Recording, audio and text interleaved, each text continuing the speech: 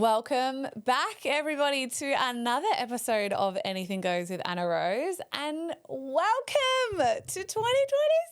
Woo!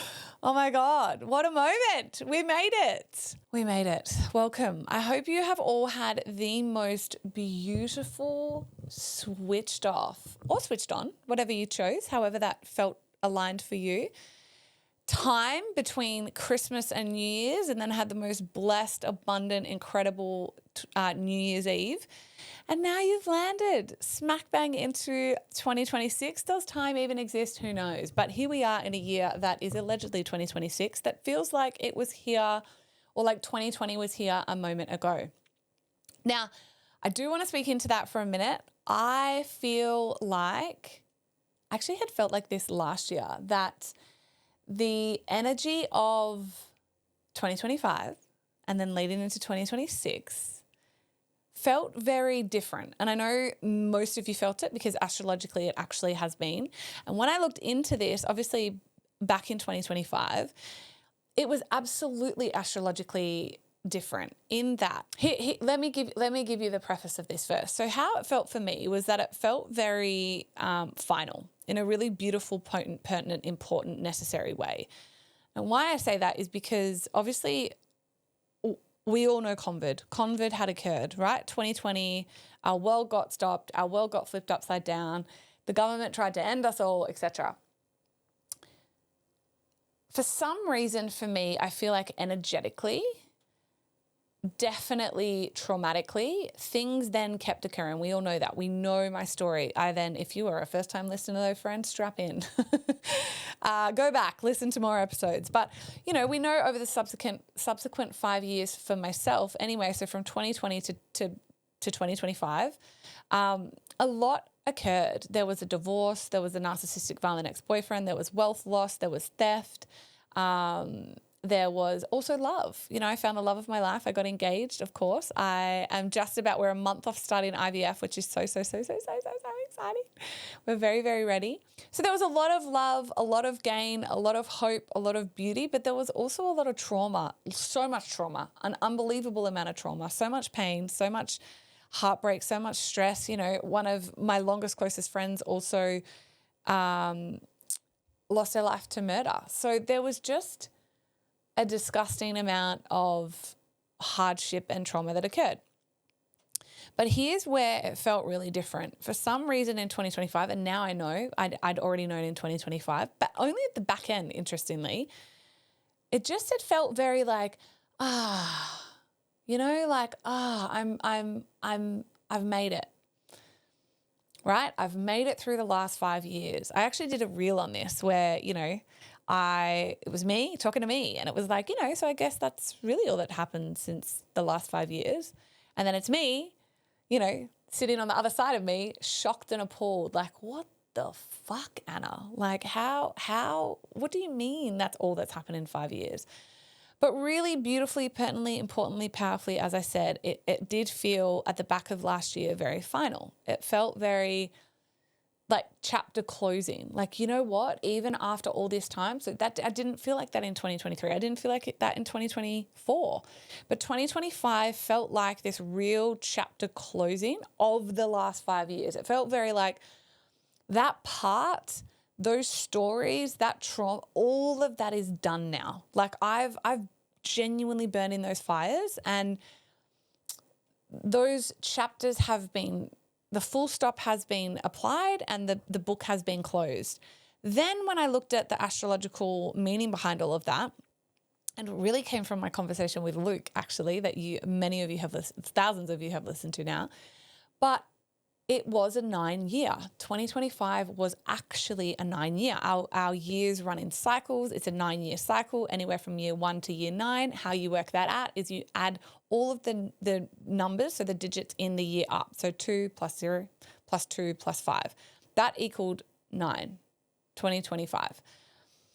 So I was like, that makes sense. And there's a whole point to this, which is what this episode is about. And then headed into 2026, it's felt very fresh. It's It's felt very new. It's felt very exciting. It's felt very fresh slate, new plate, white space. Who am I going to become? What's going to occur? And although I have the year of motherhood ahead of me, pregnancy and motherhood, which excites me more than I can honestly absolutely articulate, ultimately it has felt this beautiful fresh energy, even though astrologically I know what's coming, February, strap in. It has felt very fresh slate. And of course, that makes sense because astrologically it is the year of a one, right? So it's a 1 year again, which is fresh beginnings, fresh page, new slate, right? We're starting from the start. So what's to occur? So that's a really beautiful, beautiful energy I wanted to just kind of, I was going to say reiterate, but ultimately share as we kick off our 2026 year. It is the year of fresh beginnings. It is the year of a clean slate. Actually, if we look it up, I've got my laptop because I've got 5 important questions we are going to talk about on today's episode. But the whole ideology of this episode that I want to impart today is not around goal setting and not around new year, new you, all of that amazing wank that we always say at the start of a new year, which I fully back and support. But it's really about new standards. We are raising our standards. I feel like this is coming with age, by the way. I really do. I feel like I'm 38 in a couple of months and I feel this new edge and I like it. And it really isn't about goals anymore to me. Goals just happen naturally. A goal to me is like tying a shoelace, right? You want things, you go get those things, you achieve those things. That is welcome to life. But I feel like in my life now anyway, it's truly not about setting new goals. It's setting new standards. What is the standard that I will accept? What is the standard that I will allow? What is the standard that I will walk past in my life, right? And so I have 5 questions I am going to share on today's episode that I really want you to ask yourself before you start your year and before you touch anything to do with goal setting. But yeah, the whole idea is that I'm really not setting goals for 2026. I am setting new standards. What is the standard I'm going to hold for myself? And what am I going to accept in my becoming? Now, again, we all know my becoming this year is all around motherhood, which is so beautiful, going from the maiden to the mother. And I actually have 0 expectations of that. I have absolutely 0 goals around that. My only goal is to surrender, let go of all control and allow this story to play out exactly as it needs to. And it was always going to. But when it comes to your life, I really want to talk about 5 questions that we can answer. Let me get to them before you plan your 2026. So question number 1, right? So the idea is that people are planning from fear or fantasy, right? Whereas this really settles you, I hope, into your nervous system and allows you to expand in the realm of the pillar of possibility of what is the standard you can set in your life for your health, for your mind, for your finances, for your love, for your relationship, for your bank accounts. What is that standard that vibrationally you will raise yourself to meet, and then magnetically the world will respond, right, with its own frequency. So question number 1, before you set one goal, my friend, is what am I tolerating that's quietly draining me? Ooh. Is it the relationship? Spicy. Is it the job that you're actually dreading going back to? Right? Because time's ticking, right? We're the first week of January. Many of you are about to go back to workplaces that potentially you've just had breaks from, that actually you've just discovered that you fucking hate and are toxic as hell and you desperately want to get out. Leave the job, sis. Also dump the boyfriend. Dump him, right? If that's what's draining you, then that standard does not come with us into 2026. All right, that is the first question. What am I tolerating that's quietly draining me? Question number 2, and this is so important. This should actually have been question number 1. But question number 2 is, what does my body actually need this year? Ask yourself that question. What does my body and my health actually need from me this year? Now, that may be stopping something, versus starting something, right? It may not need a fucking resolution. It may not need to lose weight this year. It may need a total nervous system regulation reset. It may need unconditional love. It may need softness. It may need complete surrender. That's my journey, right? I'm about to completely transform and be pregnant. It is only about surrender for me at this stage. So I am not, what does my body actually need from me this year? It needs unconditional love and complete surrender. So I am not setting any fucking goals. I am not around body, around health. It is just, health is my standard. The standard for me is health. That is it. I am health, right? And so all of my standards raised to meet that. But for you, what is it that your body actually needs? Maybe it doesn't need a new 8-week bikini challenge. Maybe it doesn't need to quit carbs. Maybe it's desperate for fucking carbs. Maybe it needs carbs back, right? But only your body, and only truly tuning in, listening and answering that question is going to get you there. What is the standard you are going to have in your health this year? What is the standard you are going to have for your body this year? That is the question to ask. Okay, question number 3. Where am I performing instead of living? Now, I think about this question in every aspect of my life. Am I performing? Now, I'm going to say motherhood, I'm not there yet, but are you performing in your relationship? Are you performing in work? Now, how I take this question and what I mean when I ask this question, you can take this question however you like and need, but where am I performing instead of living? An enormous part, especially as the feminine, and the masculine will feel this and be repelled from it, is when we are performative, right? And typically it is the feminine. So we as the feminine perform. We've got the good girl syndrome. We have the martyr syndrome. We have the good mother syndrome. And to that, I say burn them all to the ground. Fuck them all, right? So where are you actually performing instead of living? So how I take that question is, if there is any performance in your life, masks, right? Good girl. Sit down, shut up, swallow your tongue, swallow your words, performing. Yes, I'd love to see your mother-in-law. Yes, I will absolutely babysit your children. Whatever that is. Yes, darling, I will absolutely pick up your clothes for the 700th time for you. Where are you performing instead of actually drawing a boundary, raising your standard, and saying, actually, the new version of me and the woman that I am becoming and will be this year has a standard that is no longer aligned with that performative action, right? It's no longer aligned with, is it your friendship group? This is such a fucking big one.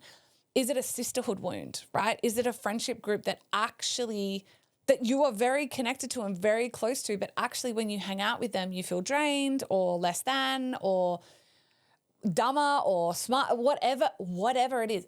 If they're gossips, if they're bitching, if they're whatever that truth is for you. I'm just trying to think of multiple ideas for you. But if you have a friendship group that you feel is performative, that you can't actually just go and be speak your absolute truth, whatever that is. I was thinking of some spicy things in my head just then, but I will not say them. But whatever that truth is for you, where are you performing instead of living? The standard that I want you to set for 2026 in your life is that you no longer perform in any way, in any shape, in any form. You only live from your truest, most authentic, most real, most raw, most vulnerable you. It will be your most magnetic and powerful and potent here if you live from the truth of yourself. And to live from the truth of yourself, you cannot be performative. You must live as the most authentic version of self. All right, so that is question number 3. Question number 4.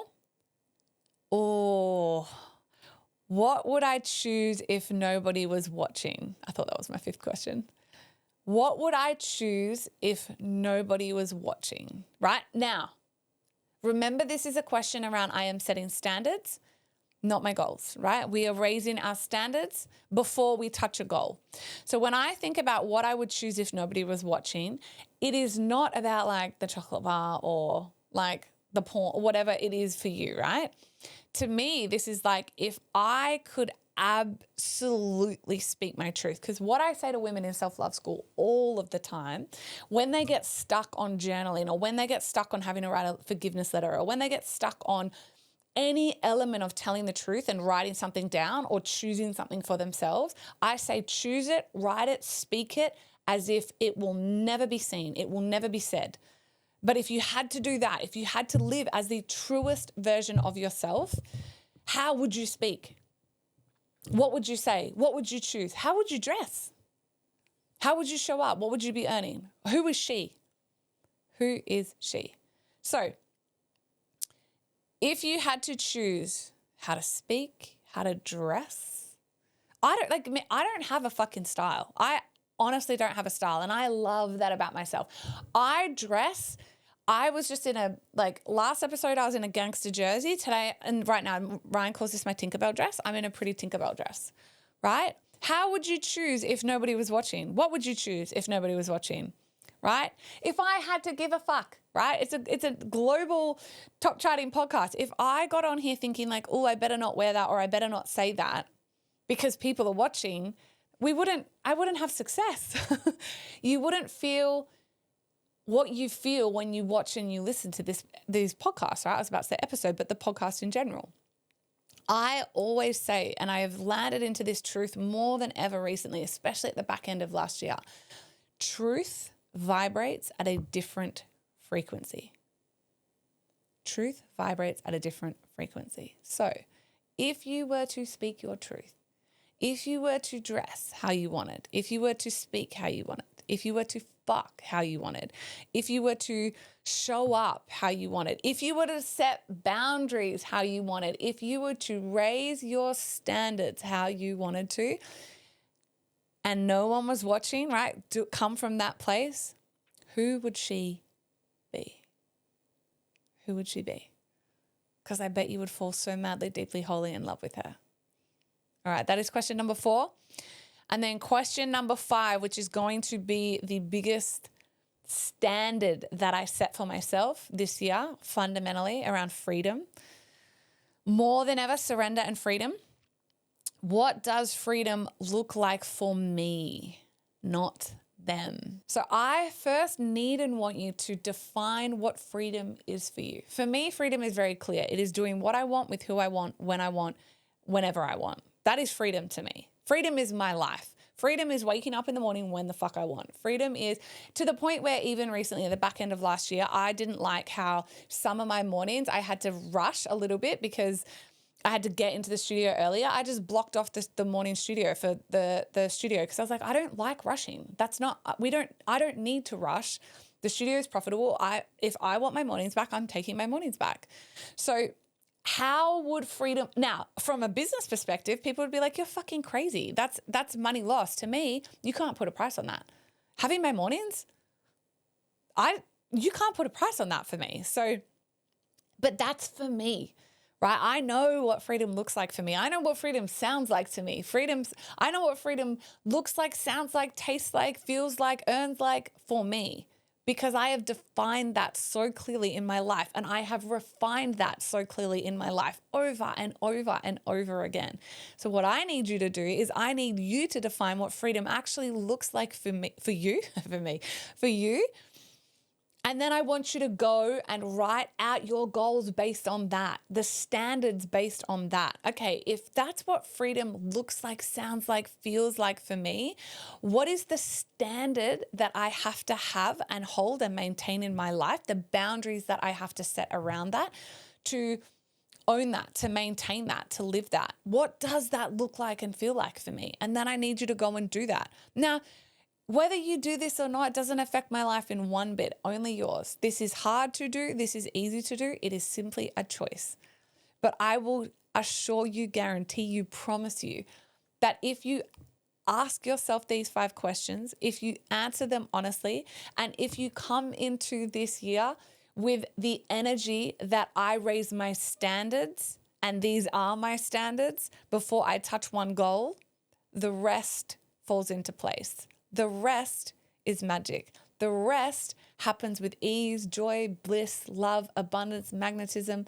Any and everything that you need vibrationally to match who you are becoming is magnetically drawn to you. And I know this because this is how I live. So they are the 5 questions, my love.